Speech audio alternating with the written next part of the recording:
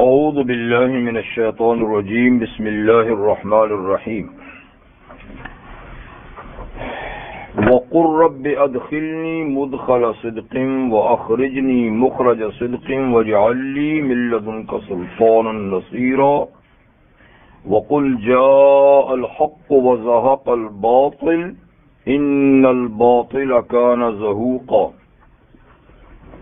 وننزل من القرآن ما هو شفاء ورحمة للمؤمنين ولا يزيد الظالمين إلا خسارا وإذا أنعمنا على الإنسان أعرض ونأى بجانبه وإذا مسه الشر كان يئوسا قل كل يعمل على شاكلته فَرَبُّكُمْ أَعْلَمُ بِمَنْ هُوَ أَهْدَى سَبِيلًا صدق اللہ العظیم۔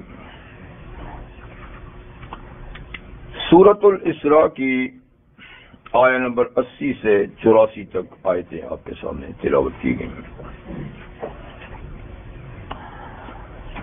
ان سے پیشتر آیات میں فرمایا تھا کہ آپ کے مخالفین آپ کو راہ حق سے پھسلانا چاہتے ہیں، فتنے میں ڈالنا چاہتے ہیں، آپ سے غلط فیصلے کرانا چاہتے ہیں تاکہ آپ ہم پر کوئی ایسی بات کہہ دیں جو ہم نے نہیں کہی۔ اس وقت یہ آپ کو اپنا دوست بھی بنائیں گے پھر، لیکن ایسا کب ہو سکتا ہے؟ اس لیے کہ آپ کا سارا معاملہ ہماری زیر نگرانی ہے، تو آپ کو یہ رائے حق سے بچلا نہیں سکتے۔ اور یہ تو طائف والوں کی بات تھی۔ مکہ والوں کا یہ کہ وہ آپ کو علاقے سے نکالنا چاہتے ہیں، لیکن ان کو سوچنا چاہیے کہ آپ نکلے تو ان کے دن بھی تھوڑے رہیں گے۔ یہ تو ان کی خیر اسی میں ہے کہ آپ مکہ میں ہیں، جس دن آپ نکلے تو پھر ان کے دن تھوڑے رہیں گے۔ اور فرمایا کہ یہ ہمارا طریقہ کار پچھلی امتوں میں بھی ہو چلا ہے کہ جب انبیاء کرام کسی قوم کو چھوڑ کے جاتے ہیں تو پھر ان پہ عذاب فوری طور پہ نازل ہوتا ہے۔ باقی بات یہ رہی کہ مخالفین کی مخالفت سے بچنے کا ایک ہی طریقہ ہے کہ آپ نماز قائم کریں۔ اگر آپ نماز قائم کریں گے اور صبر و ثبات سے کام لیں گے تو ان کی چالیں ناکام ہوں گی اور یہ آپ کا کچھ بھی بگاڑ نہیں سکیں گے۔ پھر آیت میں 5 نمازوں کی طرف اشارہ ہوا اور فجر کی نماز کا خاص طور پہ ذکر کیا، اور 5 فرض نمازوں کے علاوہ خاص طور پہ رات کی نماز، تہجد کی نماز کی اللہ تعالیٰ نے فضیلت بیان فرمائی اور فرمایا کہ یہ ایک زائد نماز ہے، گو فرض تو نہیں، لیکن اس نماز کے پڑھنے سے بہت بڑا حوصلہ ملتا ہے اور آدمی بڑی مشکلات کے لیے تیار ہو جاتا ہے۔ تو گویا مشکلات کو قابو میں لانے کے لیے اور بڑی ہمت اور حوصلے کے کاموں کے لیے تہجد کی نماز آدمی کے اندر ایک بڑا اثر پیدا کرتی ہے۔ یہ ذکر پچھلی آیات میں ہوا۔ صحابہ کرام کی اللہ تعالیٰ نے سب سے پہلے تہجد کی نماز کے ذریعے سے تربیت فرمائی۔ شروع میں ساری رات، پھر رات کا کافی حصہ، اور 5 نمازوں کے بعد پھر بھی تہجد کی نماز کی فضیلت کے بارے میں فرمایا کہ جو اس نماز کو پڑھتا ہے تو اللہ تعالیٰ کے ساتھ اس کا ربط اور اس کا تعلق جو ہے وہ بڑا مضبوط ہوتا ہے، اور جس کا جتنا اللہ سے تعلق مضبوط ہوگا اتنے ہی اس کے کام سدھریں گے۔ تو کوئی دینی یا دنیاوی کام ایسا نہیں کہ جس کے پیچھے تہجد کی نماز کار فرما نہ ہو، اور جو اللہ تعالیٰ سے کٹ جاتے ہیں وہ کچھ بھی ہوں پھر ان کا نظام زندگی ٹھیک نہیں چلتا، وہ ہمیشہ پھر خرابیاں پیدا کرتے رہتے ہیں۔ آج دنیا میں یہی کچھ ہو رہا ہے، جتنے ہم اللہ سے کٹے ہیں تو کوئی صورت سیدھا ہونے کی بنتی ہی نہیں ہے، ہر کام جو بناتے ہیں پھر بھی بگڑتا جاتا ہے۔ اس کی بڑی وجہ یہ ہے کہ اللہ تعالیٰ کے ساتھ رابطہ نہیں ہے۔ اب جو آیات میں نے تلاوت کی ہیں، اس میں پہلی آیہ کریمہ آیہ نمبر 80 جو ہے، اس میں نبی کریم صلی اللہ علیہ وسلم کی مکہ سے مدینہ منورہ ہجرت کا اشارہ ہے جی، اور دوسری آیہ 81 جو ہے اس میں مکہ کے فتح ہونے کی گویا ایک خوشخبری اور بشارت ہے کہ مکہ بالآخر فتح ہوگا۔ فی الحال آپ کو مکہ چھوڑنا ہوگا، لیکن بالآخر مکہ فتح ہوگا۔ تو صراحت تو نہیں، لیکن اشارہ ہے، اس لیے کہ یہاں ایک دعا نبی کریم علیہ السلام کو تلقین کی ہے، ایک دعا بتائی ہے کہ جب وہ وقت ہجرت کا آ جائے تو آپ یہ دعا پڑھنا، جب ہجرت کا وقت آ جائے تو وہ آپ یہ دعا پڑھنا۔ وہ کیا؟ وَقُلْ رَبِّ أَدْخِلْنِي مُدْخَلَ صِدْقٍ،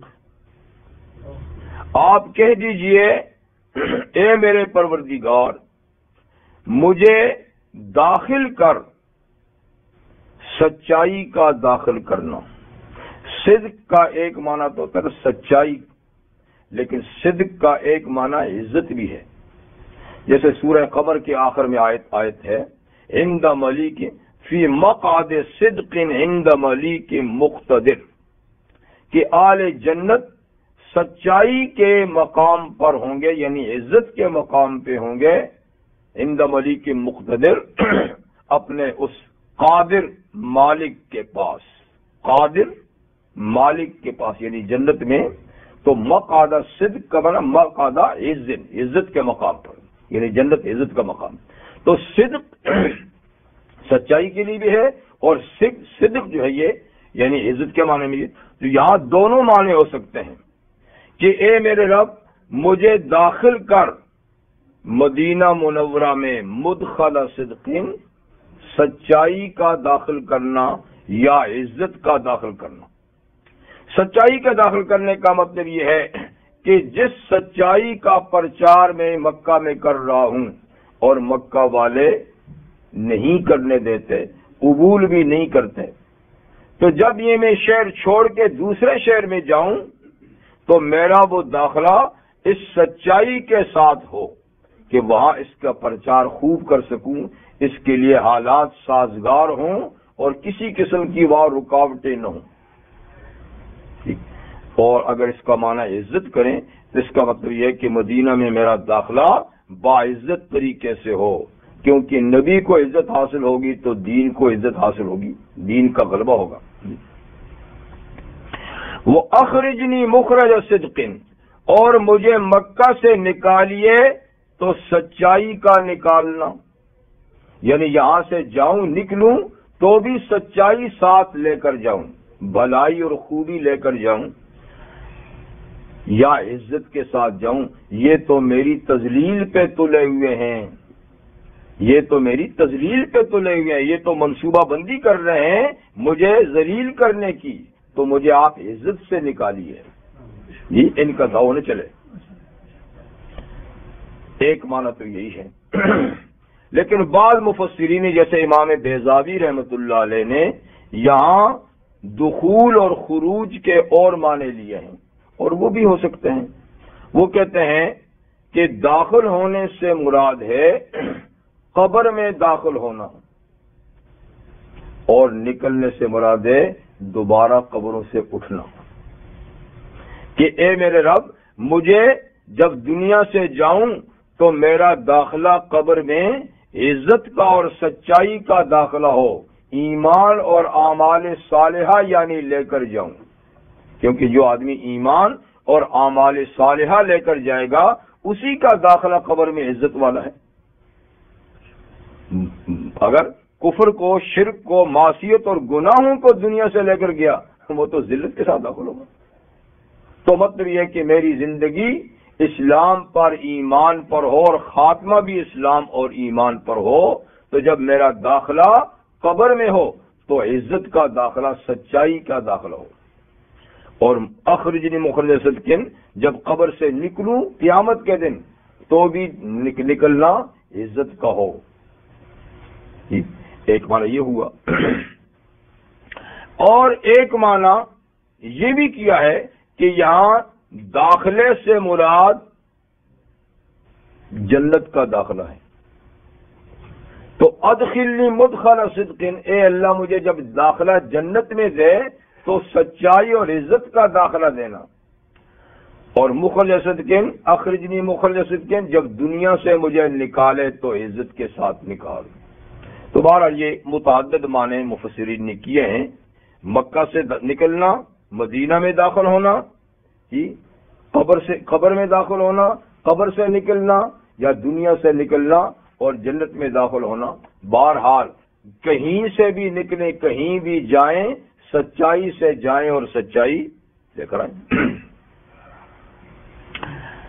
وَاجْعَل لِّي مِن لَّدُنكَ سُلْطَانًا نَّصِيرًا، اور کر دیجئے میرے لیے اپنے پاس سے سلطانً نصیرا، غلبہ مدد کے لیے۔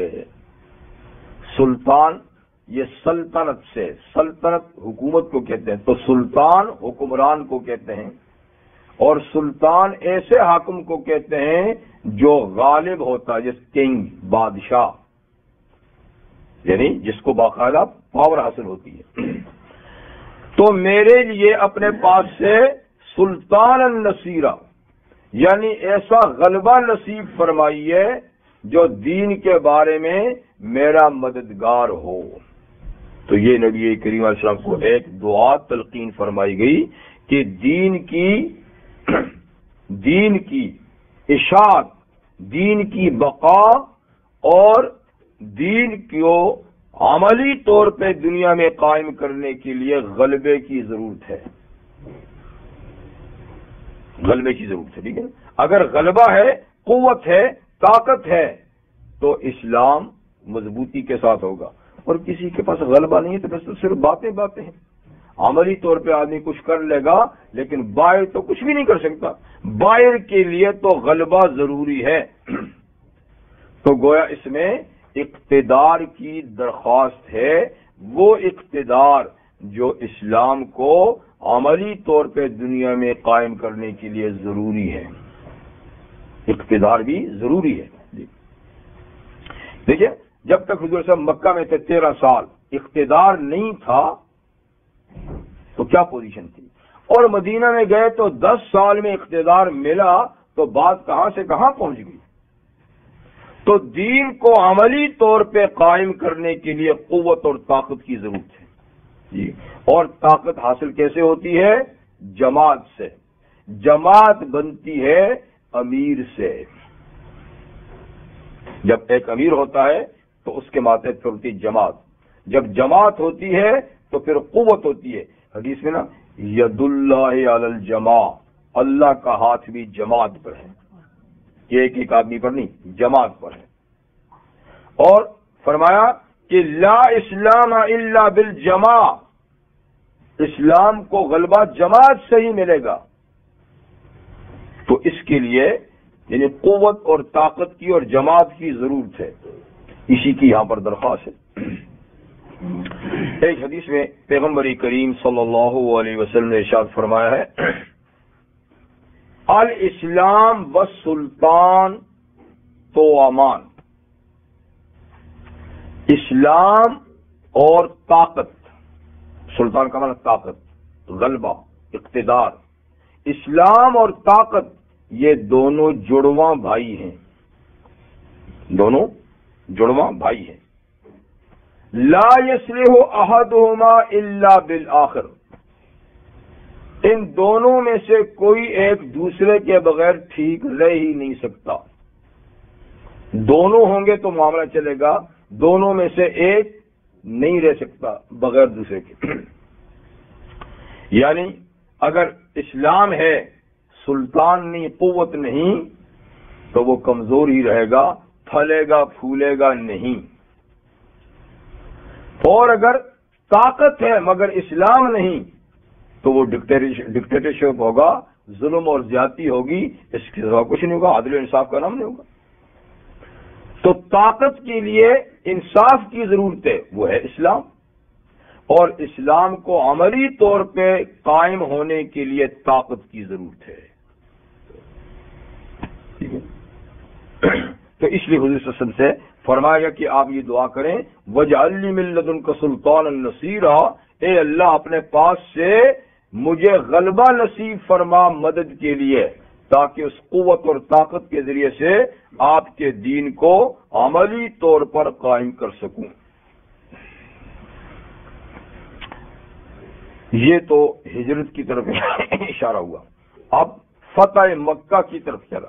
اچھا، تو ادخلنی مدخلا اور اخرجنی مخرجا کا ایک چوتھا معنی بھی ہے، وہ یہ ہے کہ اخرجنی مخرج صدق، اے اللہ مجھے مکہ سے نکال، عزت کا نکالنا، وہ نہیں، ادخلنی مدخلا صدق، مجھے دوبارہ مکہ میں داخل کرنا، عزت کا داخل کرنا، اور اس وقت مجھے یہاں سے نکال بھی عزت کے ساتھ۔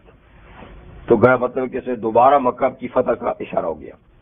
اب دوبارہ جب مکہ کی فتح کا اشارہ ہو گیا تو اب جب مکہ فتح ہوگا تو پھر کیا ہوگا؟ اس وقت پھر آپ یہ کہنا جب مکہ فتح ہو جائے، قل جاء الحق وزهق الباطل، جب مکہ فتح ہو گیا تو آپ تشریف لائیں تو پھر کہیں کہ حق آ گیا باطل مٹ گیا، حق آ گیا باطل مٹ گیا، ان الباطل کان زہوقا، باطل تو ہے ہی مٹنے والا، باطل تو ہے ہی مٹنے والا۔ چنانچہ جب نبی کریم صلی اللہ علیہ وسلم 8 سالوں کے بعد مکہ سے جانے کے 8 سالوں کے بعد ہی غالب ہو کر مکہ میں تشریف لائے اور مکہ کو فتح کیا۔ تو یہ تو مکہ نبی اگلی مکہ میں موجود تھے، ہجرت سے پہلے یہ صورت نازل ہوئی نا۔ تو جب یہ صورت نازل ہوئی اور یہ آیات پڑھی گئیں تو آل مکہ نے مذاق اڑایا، لو جی غلبے کی دعائیں ہو رہی ہیں، آنے کی دعائیں ہو رہی ہیں، یہ ہو گیا وہ ہو گیا، پوزیشن تو ان کی یہ ہے، اور باتیں کر رہے ہیں کہ یہ ایسی کہ ہم پھر یعنی آئیں گے اور پھر یہ دعا ہوگی اور پھر یہ ہوگا۔ تو اس وقت یعنی 8 سال پہلے جب یہ آیات تلاوت کی گئیں تو کسی نے ہاں کہ یہ بھی ہو سکتا ہے، لیکن سیدھا 8 سال کے بعد بالکل وہی ہوا جو ان آیات میں پیشن گوئی کی گئی۔ تو رحمت عالم صلی اللہ علیہ وسلم سن 8 ہجری میں یعنی اختصار کے ساتھ بتاؤں، ہوا یہ کہ ہجرت کر کے چلے گئے تو انہوں نے پھر بھی پیچھا نہیں چھوڑا۔ دوسرے سال جنگ بدر ہوئی، تیسرے سال جنگ احد ہوئی، چوتھے سال یا 5ویں سال جنگ احزاب ہوئی، تو الجھائے رکھا مسلمانوں کو مشرکین نے وہاں پر بھی۔ 6 سال نبی کریم علیہ السلام نے خواب دیکھا جو سورہ فتح میں ہے، خواب میں دیکھا کہ حضور علیہ السلام اور صحابہ اکرام احرام پہنے ہوئے مکہ گئے ہیں اور آپ نے عمرہ ادا کیا ہے۔ خواب دیکھا، نبی کا خواب چونکہ وحی کا درجہ رکھتا ہے، بالکل سچا ہوتا ہے، تو آپ نے اس خواب کے بعد از خود یہ تعبیر نکالی کہ انشاءاللہ ہم نے جا کے عمرہ کرنا ہے۔ تو اسی سال آپ نے تیاری کی اور 1400 یا 1500 صحابہ بھی آپ کے ساتھ گئے، احرام پہن کر، قربانیاں لے کر سب۔ جب مکہ مکرمہ کے قریب حدیبیہ کے مقام پر پہنچے تو مشرکین کو پتہ لگا کہ اتنی تعداد میں یہ لوگ آ رہے ہیں، تو انہوں نے پیغام بھیجا کہ آپ لوگ مکہ میں نہیں آ سکتے۔ ٹھیک ہے، بہرحال گفت و شنود ہوئی، لیکن وہ ڈٹ گئے کہ نہیں، ہم آپ کو نہیں آنے دیتے۔ آپ نے حضرت عثمان غنی کو بھیجا کہ جاؤ ان کو سمجھاؤ کہ بھئی ہم تو عبادت کے لیے آئے، عبادت سے کون اللہ کے گھر سے روک سکتا ہے؟ دیکھتے نہیں کہ ہم نے عبادت کا لباس پہنے ہوئے، لڑائی جھگڑا تو ہمارا مشن ہی ہے، پروگرام ہی نہیں ہے، تو پھر قربانیاں ہمارے پاس ہے، لباس احرام کا ہے۔ تو وہ تشریف لے گئے اور انہوں نے بہت کچھ سمجھایا، لیکن وہ انہوں نے کہا عثمان آپ خود جتنے چاہو طواف کر لو، ان کو نہیں جانا چاہیے۔ آپ نے فرمایا عثمان پھر اتنا بے وفا تو نہ ہوا کہ آقا تو وہاں بیٹھے رہے اور میں یہاں طواف کروں، میں نے بھی نہیں کرنا جب تک کہ میرے آقا نہیں آئیں گے۔ اتنے میں افواہ پھیل گئی، کسی نے کہ عثمان کو تو قتل ہی کر دیا ہے مکہ والوں نے۔ تو حضور کو صدمہ ہوا اور آپ نے سب صحابہ سے حدیبیہ میں ایک درخت کے نیچے بیعت لی، جس کا سورہ فتح میں ذکر ہے، لقد رضی اللہ عن المؤمنین اذ یبایعونک تحت الشجرہ۔ اللہ ان مومنوں سے راضی اور خوش ہو گیا جنہوں نے آپ سے درخت کے نیچے بیعت کی، اور بیعت کس پہ تھی کہ اب تو ہم نے عثمان کی شہادت کا بدلہ ان سے لینا ہی لینا ہے، ٹھیک ہے نا۔ اور خود نبی کریم علیہ السلام نے حضرت عثمان غنی کی غائبانہ بیعت کی، اپنا ہاتھ اپنے ہاتھ پہ رکھا کہ یہ ہاتھ عثمان کا، یہ میرا ہے، عثمان کی طرف سے میں خود بیعت لیتا ہوں، حالانکہ ان کی شہادت کی افواہ تھی۔ خیر بار بار تو پتہ چل کہ نہیں، ایسی بات نہیں ہوئی۔ تاہم گفتگو ہوتے ہوتے نتیجہ یہ ہوا کہ چلو صلح کرتے ہیں، تو صلح نامہ لکھا گیا اور اس میں یہ بات طے ہوئی کہ اس سال تو ہم کسی قیمت پہ بھی آپ کو عمرہ نہیں کرنے دیں گے، آپ احرام کھولیں اور وہیں سے جائیں، ہاں اگلے سال آپ آ سکتے ہیں، ٹھیک، اگلے سال آئیں اور 3 دن سے زیادہ آپ مکہ میں رہیں گے بھی نہیں، کوئی ہتھیار وغیرہ بھی آپ کے پاس نہیں ہوگا وغیرہ وغیرہ۔ اس کے علاوہ اور بھی ایک معاہدہ لکھا گیا، 10 سال ہم آپس میں لڑیں جھگڑیں گے نہیں، آنا جانا مکہ مدینہ میں آزاد ہوگا، ہم آئیں گے آپ بھی آئیں، ٹھیک۔ اور کچھ ایسی شرائط بھی تھیں جو قابل قبول نہیں تھیں، لیکن اللہ کے نبی نے مصلحتاً ان کو قبول کر لیا، ٹھیک ہے۔ بہرحال میں ساری باتیں نہیں کرتا، تو یہ طے ہو گیا، صلح ہوگی، آپ واپس چلے گئے، اگلے سال آ کر آپ نے عمرہ قضا کر لیا۔ پھر اس کے بعد آپ نے دنیا کے بادشاہوں کو لیٹر وغیرہ لکھے، دعوتی، ساتھ میں خیبر فتح وغیرہ۔ جب 8 یعنی صلح سے 2 سال ہی بعد، ہجرت کے 8ویں سال، مشرکین مکہ کی طرف سے عہد شکنی ہوگی، وہ جو معاہدہ لکھا تھا نا، اس کی ایک شق کو انہوں نے توڑ دیا۔ اس میں ایک شق یہ تھی کہ اصل پارٹیاں تو معاہدہ کرنے والی 2 ہیں، مشرکین مکہ اور مسلمان، یعنی یہ بڑی پارٹیاں، لیکن باقی جو قبائل عرب کے، ان کو اختیار ہے کہ وہ مسلمانوں کا ساتھ دیتے ہیں یا مکے والوں کا ساتھ دیتے ہیں، وہ یعنی دونوں میں سے کسی ایک کو منتخب کر لیں۔ چنانچہ عرب کے 2 بڑے قبائل، ایک بنی بکر ایک بنی خزاع، ان میں سے بنی بکر نے مکہ والوں کا ساتھ دینے کا فیصلہ کر لیا، ان کے معاہدے میں شامل ہو گئے، اور بنی خزاع کافر ہی تھے لیکن انہوں نے مسلمانوں کا ساتھ دے دیا کہ ہم ان کی پارٹی ہیں، تو مسلمانوں کی جماعت کے ساتھ معاہدے میں شریک ہو گئے، یہ ان کے ساتھ ہو گئے۔ ان دونوں قبیلوں کی آپس میں پیچھے سے عداوت اور دشمنی تھی۔ چنانچہ سن 8 ہجری میں بنی بکر کے کچھ لوگوں نے بنی خزاع کے کچھ لوگوں پر زیادتی کی، ظلم کیا، اور اتنا ظلم کیا کہ حرم کے اندر ان کی پٹائی کی، حرم میں انہوں نے کی، تو مشرکین مکہ نے بھی ان کا ساتھ دیا، بنی بکر کا جو ان کی پارٹی کے ساتھ، انہوں نے بھی ساتھ دیا باقاعدہ، تو بہرحال ان کی پر بڑا ظلم ہوا۔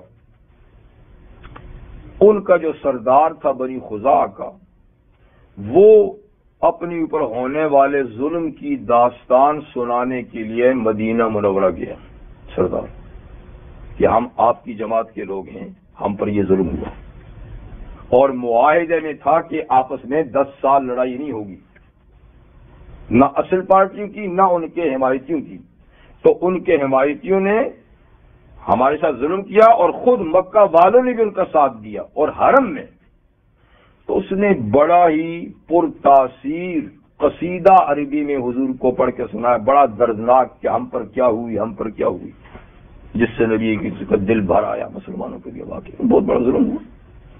تو حضور نے فیصلہ کر دیا کہ چونکہ انہوں نے عہد توڑا ہے، اب ان کو عہد شکنی کا جواب دینا ہے مکہ والوں کو۔ تو آپ نے فرمایا کہ اب ہم نے تیاری کرنی ہے، لیکن مکہ والوں کو خبر نہیں ہونی چاہیے، ہم نے اٹیک کرنا ہے مکہ پر، خبر نہیں ہونی چاہیے۔ غلطی سے ایک صحابی نے لیٹر لکھ لیا تھا، 12 رستے میں پکڑا گیا، واپس آ گیا، میں اس کی تفصیل بھی نہیں جاتا۔ تاہم تیاری ہوئی اور 10,000 کا لشکر لے کے پیغمبر کریم علیہ السلام مکہ کی طرف عازم ہوئے رمضان المبارک کے مہینے میں۔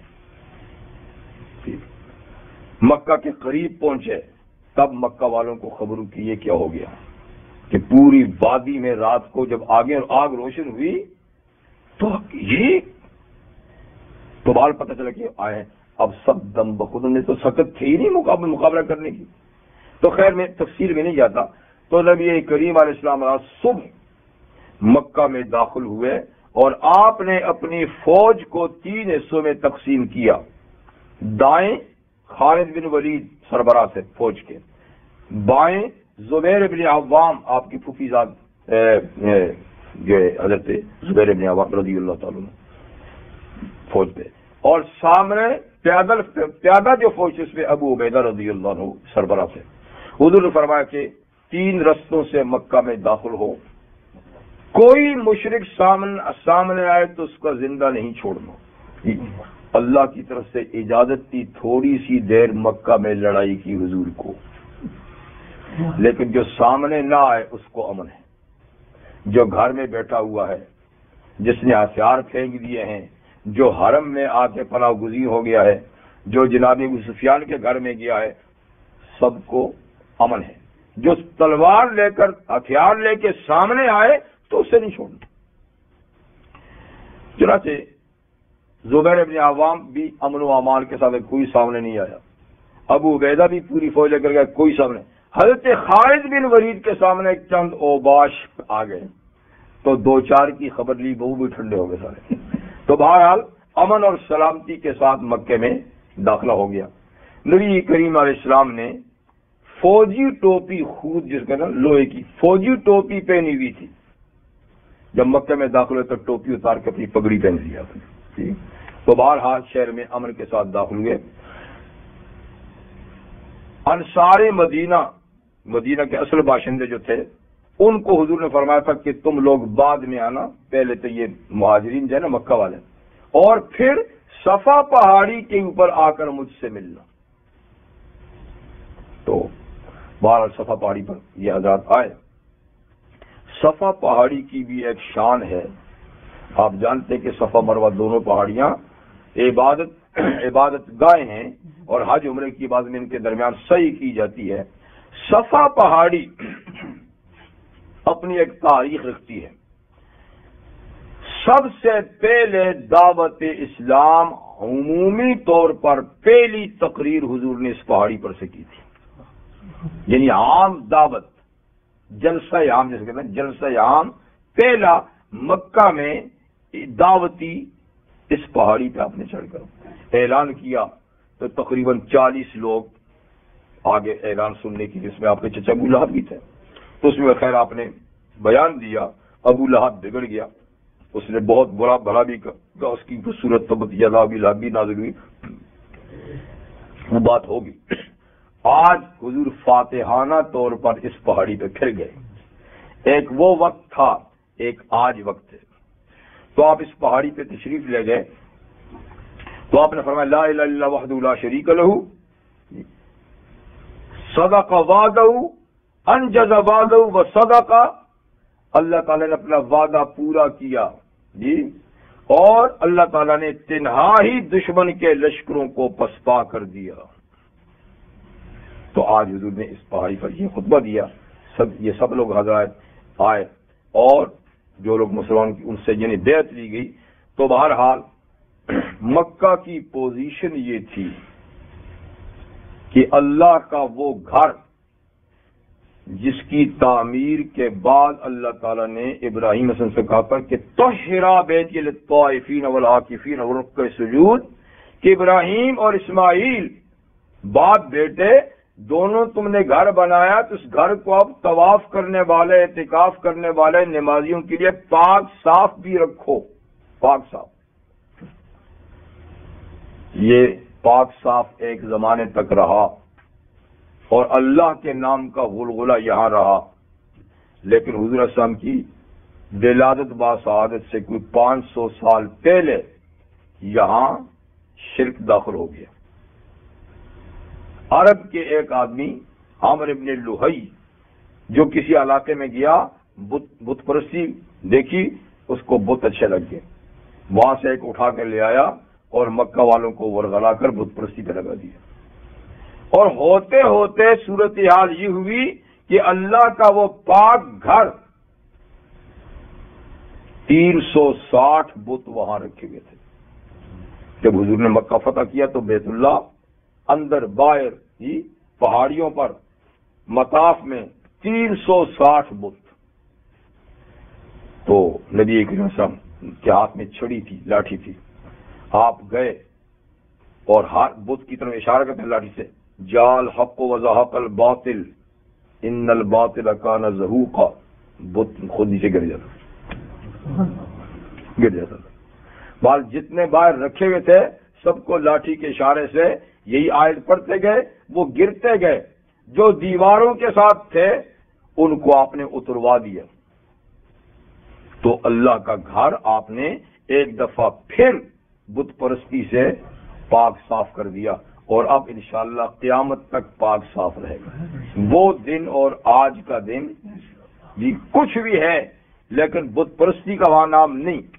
حضور نے یہ بھی فرمایا کہ شیطان جزیرت العرب میں اس بات سے مایوس ہو چکا ہے کہ اب اس کی پرستش کی جائے گی، اس کی پرستش نہیں ہوگی. باقی چھیڑا چھاڑی کرتا رہے گا، گناہ کرائے گا، لڑائے بھڑائے گا، لیکن اب بت پرستی اس ایریے میں نہیں ہوگی. تو چنانچہ وہ دن آج دن ماشاءاللہ اللہ کا گھر پاک. تو یہ گویا خوشخبری سنائی کہ ایک وقت آئے گا آپ فاتحانہ داخل ہوں گے تو پھر آپ کہہ دیجئے گا جال حق و زحق الباطل ان الباطل کان زہوقا، حق آیا باطل مٹ گیا اور باطل تو ہے ہی مٹنے والا. وَنُنَزِّلُ مِنَ الْقُرْآنِ مَا هُوَ شِفَاءٌ وَرَحْمَةٌ لِّلْمُؤْمِنِينَ. اب حق آیا اور باطل مٹا تو حق کہاں سے آیا؟ اب اس کا ذکر ہے کہ حق قرآن سے آیا. حق کہاں سے آیا؟ قرآن کے ذریعے سے آیا. باطل کہاں سے مٹا؟ قرآن کے ذریعے سے مٹا. یعنی قرآن مجید کی ایک ایک آیت آتی ہے تو حق آتا ہے، اور اس کے خلاف جو دنیا میں ہوتا ہے تو اس کے آنے سے وہ مٹتا جاتا ہے. تو قرآن حکیم کی آیات کا نزول یہ حق کی آمد ہے اور باطل کا نقصان اور باطل کا ضیاع ہے. وَنُنَزِّلُ مِنَ الْقُرْآنِ مَا هُوَ شِفَاءٌ وَرَحْمَةٌ لِّلْمُؤْمِنِينَ. اور ہم رفتہ رفتہ نازل کرتے ہیں. ایک تنزیل، ایک انزال. انزال کہتے ہیں بیک وقت ایک ہی وقت میں ساری چیز کے آ جانے کو کہتے ہیں انزال، اور تنزیل کہتے ہیں کسی چیز کو تھوڑا تھوڑا کر کے لانا. تو قرآن کا انزال بھی ہوا ہے اور تنزیل بھی ہوا ہے. انزال تو قرآن کا ہوا ہے شب قدر میں، لیلۃ القدر میں لوح محفوظ سے پورے کا پورا قرآن اتار کر ہمارے اس آسمان کے اوپر ایک مقام ہے بیت العزت، وہاں لا کے رکھ دیا گیا. یہ تو ہوا انزال کہ سارا قرآن ایک وقت لوح محفوظ سے منتقل ہو گیا بیت العزت میں. پھر بیت العزت سے زمین پر نبی کریم علیہ السلام کے مبارک دل پر اس کا آنا 23 سال میں ہوا ہے. 23 سال میں آہستہ آہستہ کبھی ایک آیت، دو آیتیں، ایک سورت، دو سورتیں کر کے 23 سال میں پورا قرآن. تو آسمان سے حضور پر تنزیل، لوح محفوظ سے آسمان پر انزال. تو یہاں تنزیل کا لفظ ہے. وَنُنَزِّلُ مِنَ الْقُرْآنِ، اور ہم آہستہ آہستہ قرآن کو اتارے جا رہے ہیں، آیتیں آیتیں سورتیں سورتیں کر کے. اور قرآن میں ہے کیا ہم اتارتے ہیں؟ ما هو شفاء، وہ چیزیں ہم قرآن میں اتارتے ہیں جو شفا ہیں، جس میں شفا ہے، بیماریوں سے، جس میں بیماریوں کا علاج ہے. کون سی بیماریوں کا علاج ہے قرآن؟ تو سورہ یونس میں گزرتا ہے شفاء لما فی الصدور، کہ قرآن شفا ہے ان بیماریوں کے لیے جو دلوں میں ہیں. تو بنیادی طور پر اصل علاج تو قرآن دل کی بیماریوں کا ہے، لیکن کبھی کبھی جسم کی بیماریوں کا علاج بھی اس سے ہو جاتا ہے. جسمانی بیماریوں کا بھی کبھی کوئی آیت کوئی سورت آپ پڑھیں یا پڑھ کے پھونک مار دیں جی تو جسم کی بیماری بھی چلی جاتی ہے، لیکن ہے بنیادی طور شفاء لما فی الصدور، دل کی بیماریوں کے لیے. اب دل کی بیماریاں کیا ہیں؟ تو امام رازی رحمۃ اللہ علیہ فرماتے ہیں دل کی بیماریوں کا دوسرا نام ہے روحانی بیماریاں، یعنی روح کی بیماریاں. جی تو روحانی بیماریاں کیا ہیں؟ تو امام رازی رحمۃ اللہ علیہ فرماتے ہیں اصل میں کل بیماریاں 3 ہیں. نمبر 1 دل کی بیماری.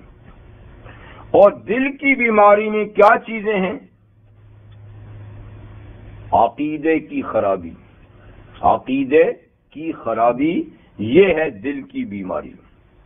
یعنی عقیدے میں کفر ہے، عقیدے میں شرک ہے، عقیدے میں نفاق ہے، عقیدے میں الحاد ہے، عقیدے میں شک اور تردد ہے. تو یہ ساری باتیں کیا ہیں؟ عقیدے کی بیماریاں. وہ آدمی عقیدتاً بیمار ہے، اس کے دل میں یہ خیال ہے کفر کے، شرک کے، نفاق کے، یہ الحاد کے، بے دینی کے. تو یہ کیا ہے؟ بیماریاں ہیں. تو سب سے پہلے قرآن علاج انہی بیماریوں کا کرتا ہے.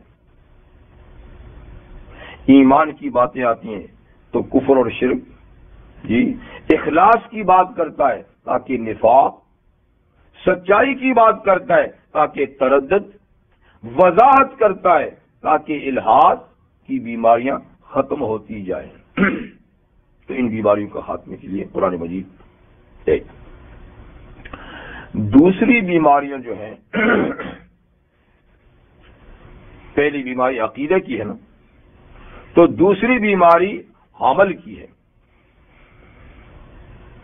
بعض اعمال ایسے ہیں جو نری بیماری ہے.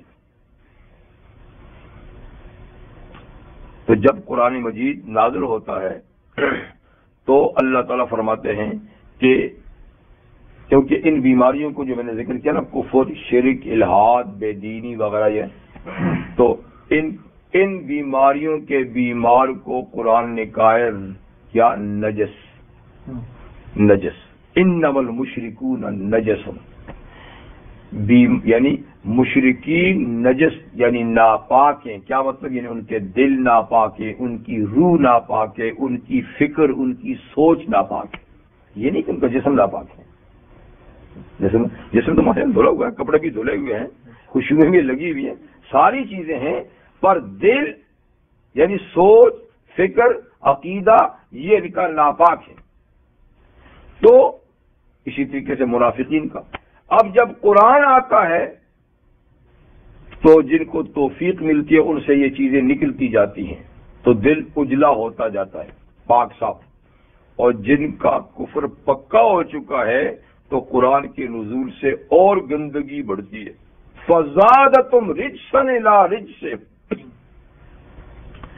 ان کے پہلی ناپاکی پر ایک اور ناپاکی پڑتی ہے.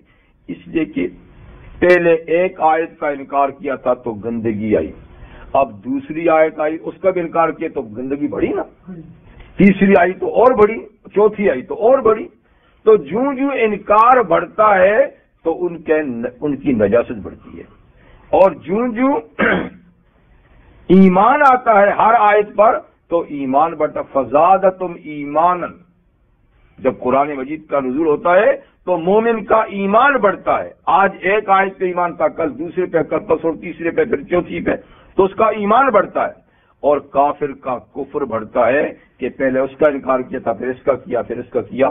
جی تو یہ ایک چیز. دوسری میں نے کہا بیماری کیا ہے؟ عقیدے کی بیماری کے بعد عمل کی بیماری. چوری ہے، ڈاکہ ہے، زنا ہے، فراڈ ہے، خیانت ہے، جی، اور کئی قسم کی جو برائیاں آپ دیکھتے ہیں عملی طور پہ، یہ سب کی سب کیا ہے؟ یہ عملی بیماریاں ہیں، عملی بیماریاں ہیں. تو قرآن حکیم ان کے لیے بھی شفا ہے، کیونکہ قرآن ان ساری چیزوں سے روکتا ہے، ان ساری چیزوں سے روکتا ہے. اور اللہ فرماتے ہیں اطیعوا اللہ و اطیعوا الرسول، اللہ اور رسول کی مانو، اللہ اور رسول کی مانو، اللہ اور رسول کی اطاعت کرو. جن کاموں کا کرنے کا کہتے ہیں وہ کرو، جن کا کرنے کا نہ کرنے کے کہتے اس کو نہ کرو. وَلَا تُبْطِلُوا أَعْمَالَكُمْ، اللہ اور رسول کی نہ مان کر اپنے ان عملوں کو بیکار اور ضائع مت کرو. یعنی جو کام اللہ اور رسول کی اطاعت کے خلاف کیا جائے گا وہ باطل ہے، اس پہ ثواب تو کجا، اس پہ الٹا عذاب ہوگا، چاہے وہ بظاہر کتنا ہی اچھا اور خوشنما کیوں نہ لگے. ٹھیک ہے نا؟ تو بدعات کے جو اعمال ہیں، ظاہر بات ہے بدعات کے اعمال تو مسلمان ہی کرتے ہیں اور اچھا سمجھ کے کرتے ہیں، نیکی کا کار ثواب سمجھ کے کرتے ہیں، لیکن چونکہ اللہ اور رسول کی اطاعت کے خلاف ہے، کیونکہ پیغمبر کریم صلی اللہ علیہ وسلم نے صاف فرمایا ہے من عمل عملا لیس علی امرنا فهو رد، جس نے ایسا عمل کیا جو ہمارے طریقے کے مطابق نہیں، وہ مردود ہے. وہ جائے کتنا خوشنما کیوں نہ ہو، کتنی تو آپ اس کی تعریفیں کیوں نہ کریں، کتنے اس کو شریف کے لفظ سے نہ یاد کریں. آج کتنی بدعت، فلاں شریف تو فلاں شریف تو فلاں شریف. فرض نماز کو شریف کو نہیں کہتا، زور شریف، عصر شریف آپ نے پڑھی ہے، فجر شریف نہیں کہتے. پھر سنت شریف آپ نے پڑھے ہیں جی، مستحب شریف نہ، لیکن بدعات میں عرس شریف، اس لیے کہ وہ اصل میں تو شریف نہیں نا، آپ شرافت کی لیبل اس پہ لگا رہے ہیں. اصل میں تو آقا نے نہیں کیا تو شرافت کہاں سے آئے گی؟ تو چاہے کتنا ہی خوشنما کیوں نہ بنائیں لفظوں میں، لیکن جو عمل آقا نے نہیں کیا وہ مردود ہے. تو اس لیے فرمایا کہ جو عمل چاہے وہ دین کے نام سے کیے جائیں یا دوسرے ناموں سے کیے جائیں وہ کیا ہوں گے؟ وہ سب باطل ہیں. تو وَلَا تُبْطِلُوا أَعْمَالَكُمْ، اپنے اعمال کو ضائع نہ کرو کہ تم خوش ہو کہ یہ اس میں یہ ثواب ملے گا اس میں اور آخرت میں کچھ بھی نہیں ملے گا. اطیعوا اللہ و اطیعوا الرسول، عمل کرو، تھوڑا کرو، اخلاص سے کرو.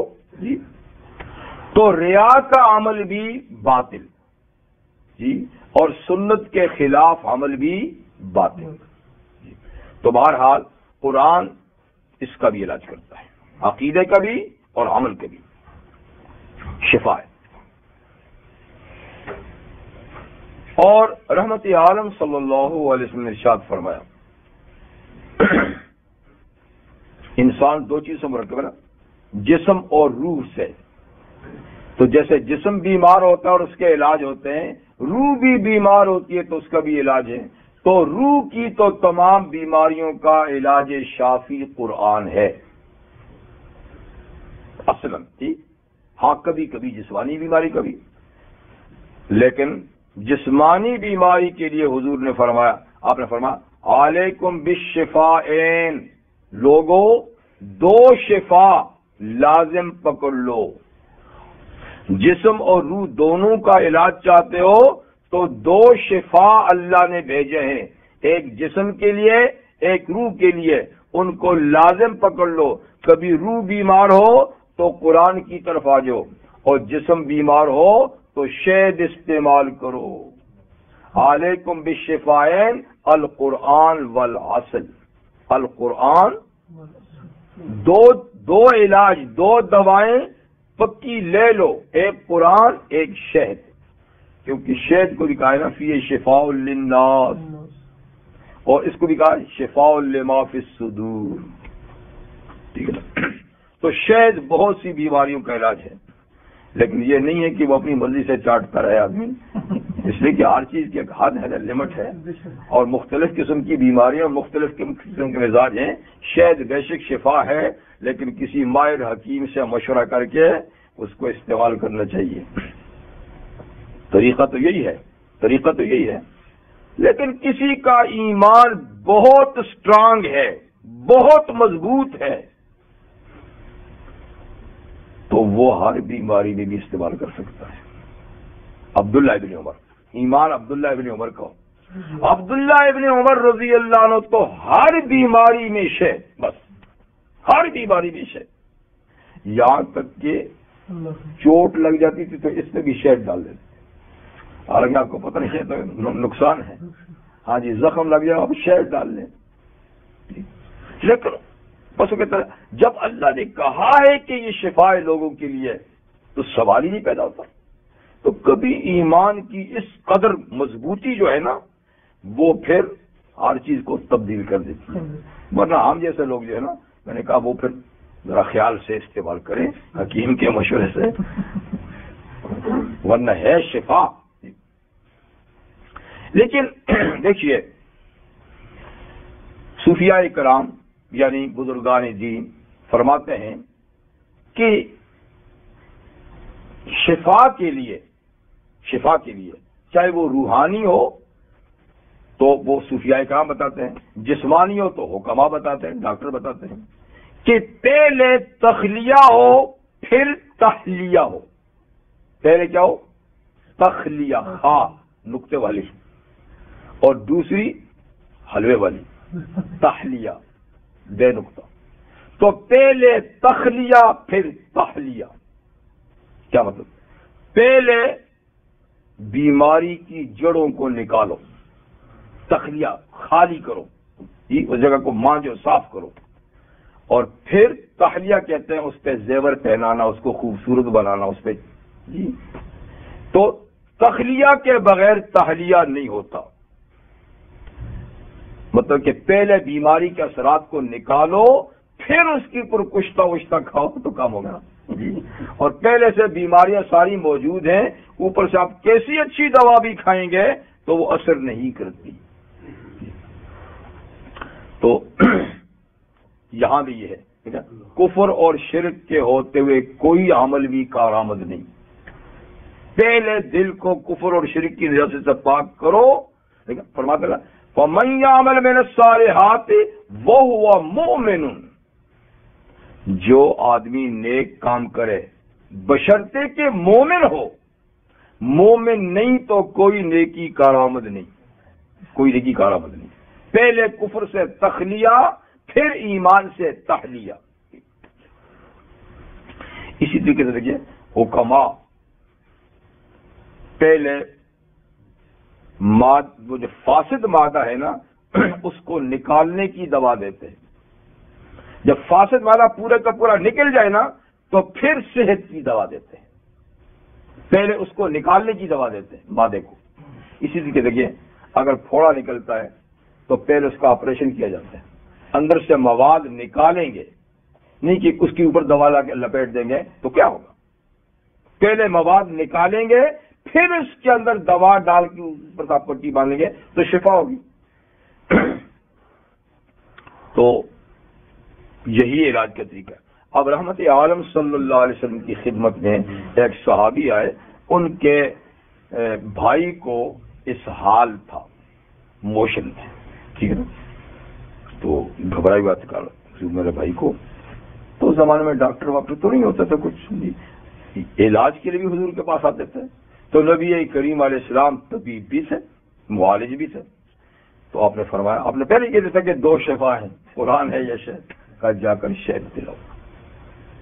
حضور کا مقصد یہ تھا کہ کسی فاسد مادے کی وجہ سے یہ اس کو اسہال ہو رہا ہے، تو یہ فاسد مادہ نکلنا چاہیے، پھر ٹھیک ہو جائے گا۔ بس ان اندر سے فاسد مادہ نکل جائے گا تو ٹھیک ہو جائے گا۔ اس نے جا کر شہد پلایا تو موشن زیادہ ہو گئے، پھر گھبرا گیا کہ آخر میں نے پلایا تھا لیکن حالت سنبھلنے کے بجائے اور نازک ہو گئی۔ آپ نے بڑے اطمینان سے فرمایا اور جا کر پلاؤ۔ پھر جا کے پلایا تو اب اور زیادہ کام خراب ہو گیا۔ اب پھر وہ آیا تو حضور نے فرمایا میاں اور پلاؤ۔ اب رد بھی تو نہیں کر سکتا حضور ہی، پھر جا کر پلایا۔ اب کہ اور زیادہ جناب بس بیچارے کی حالت دگرگوں ہو گئی۔ حضور صلی اللہ علیہ وسلم کے بعد پھر آئے دوڑتا کہ حضور تو اب تو وہ بالکل مریل ہو گیا۔ آپ نے فرمایا صدق اللہ وکذب بطن اخیک، اللہ نے سچ کہا ہے قرآن میں کہ اس میں لوگوں کے لیے شفا ہے، اگر کوئی خرابی ہے تو تیرے بھائی کے پیٹ میں ہے، لہذا جا کر اور پلاؤ۔ کیا کوئی دنیا کا معالج ایسا کر سکتا ہے؟ وہ تو پہلی دوا تھوڑی سی ادھر ادھر ہوگی تو سر پکڑ لے گا کہ کیا غلطی میں نے کر دی ہے، تو فوراً وہ بیچارہ نسخہ لکھے گا کہ چلو یار اس کو چھوڑو اب یہ کھلا۔ اس لیے کہ یہ تجرباتی علم ہے، یہ دوائیں جو ہم بناتے ہیں تجربے کر کر کے بناتے ہیں کہ اس کا علاج ہے، کوئی یقینی ٹھوس بات تو نہیں ہمارے پاس کہ یہ اس بیماری کا علاج ہے۔ لیکن نبی کے پاس جو علم ہوتا ہے وہ تو بالکل نپا تلا حقیقت پر علم ہوتا ہے، اس لیے کوئی فکر ہی نہیں حضور کو، اور برابر وہی دوا دیتے جا رہے ہیں۔ کیونکہ آخری مرتبہ جب پلایا گا تو وہ سارا جو فاسد مادہ تھا وہ نکل گیا، جب نکل گیا تو رفتہ رفتہ صحت بحال ہونے لگی۔ تو خیر میں عرض یہ کرا تھا کہ ایسی بات صرف پیغمبر کر سکتے ہیں، باقی جو ہے احتیاط کرنی چاہیے۔ تو 2 چیزیں شفا ہیں، جسم کے لیے شہد مرکزی چیز ہے، جیسے آج ہر دوا میں الکوہل کی بیماری شامل ہے، تو ہمارے حکماء کی ہر دوا میں شہد شامل ہوتا تھا، اب بھی شاید ہوگا۔ حکیم لوگ جو ہے نا جی، وہ شہد ضرور ڈالتے ہیں، اس سے دوا دیر پا بھی ہوتی، خراب بھی نہیں ہوتی جی، اور چونکہ اس میں شفا ہے تو ہر دوا کا یہ جز ضرور رکھتے ہیں۔ تو ہم نازل کرتے ہیں قرآن میں سے وہ مضامین جس میں شفاء روحانی ورحمت للمؤمنین، اور دوسری بات یہ کہ وہ مومنوں کے لیے باعث رحمت بھی ہے۔ جو قرآن اترتا ہے اللہ کی رحمت کا نزول ہوتا ہے، مومنوں کے لیے رحمت بڑھتی ہے۔ ولا یزید الظالمین الا خسارا، اور ظالم جو منکر ہیں قرآن کے ان کا نہیں بڑھتا مگر نقصان ہی بڑھتا ہے۔ مومن پر رحمت کا نزول بڑھتا ہے، کافر کا نقصان بڑھتا ہے۔ جو قرآن آتا ہے وہ انکار کرتا ہے تو اس کا کفر بڑھتا ہے۔ اب اللہ تعالیٰ انسان کی فطرت کے ایک کمزور پہلو کا ذکر فرماتے ہیں، وہ یہ اذا انعمنا علی الانسان اعرض، جب ہم انسان پر انعام کرتے ہیں، یا انسان سے مراد کافر انسان ہے، کیونکہ مومن ایسا نہیں کرتا۔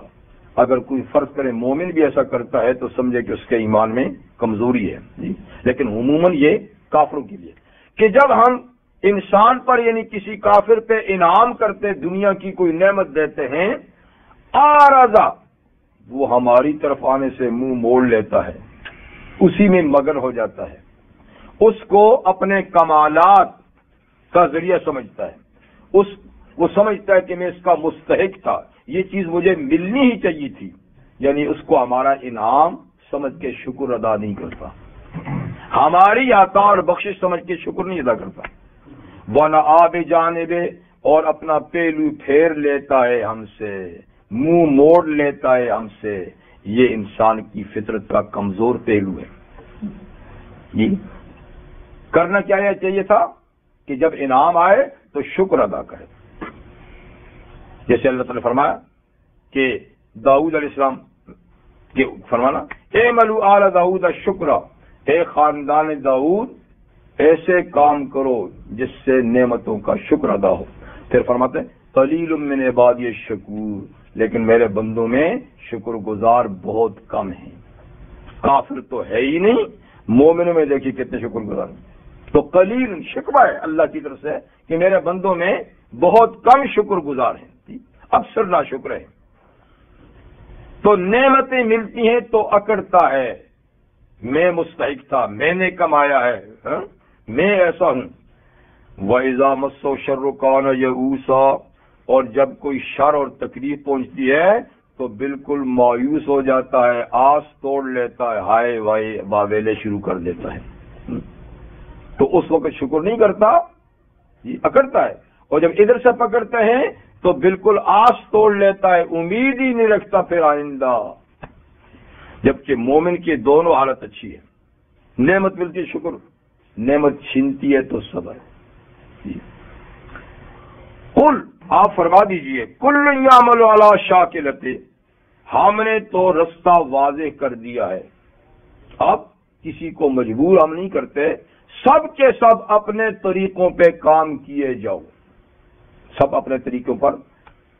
فربکم اعلم بمن واہدی سبیلا، تمہارا رب ہی خوب جانتا ہے کہ رستے کے لحاظ سے ٹھیک رستے پہ کون جا رہا ہے۔ یعنی دعویٰ تو ہر ایک کا ہے نا، میرا مذہب، میرا مسلک ٹھیک ہے، میں صحیح جا رہا ہوں، میرا دین ٹھیک ہے۔ فرمایا اچھا پھر تمہارا سب کا ٹھیک ہے تو پھر کیے جاؤ، سب اپنے اپنے۔ اللہ کو پتا ہے کہ سیدھا رستہ کس کا ہے، کون سیدھے رستے پہ جا رہا ہے، تو یہ فیصلہ کہاں ہوگا؟ پھر اسی کی عدالت میں ہوگا۔ وآخر دعوانا ان الحمد للہ رب العالمین۔ سبحانک اللہم وبحمدک اشہد ان لا الہ الا انت استغفرک واتوب الیک۔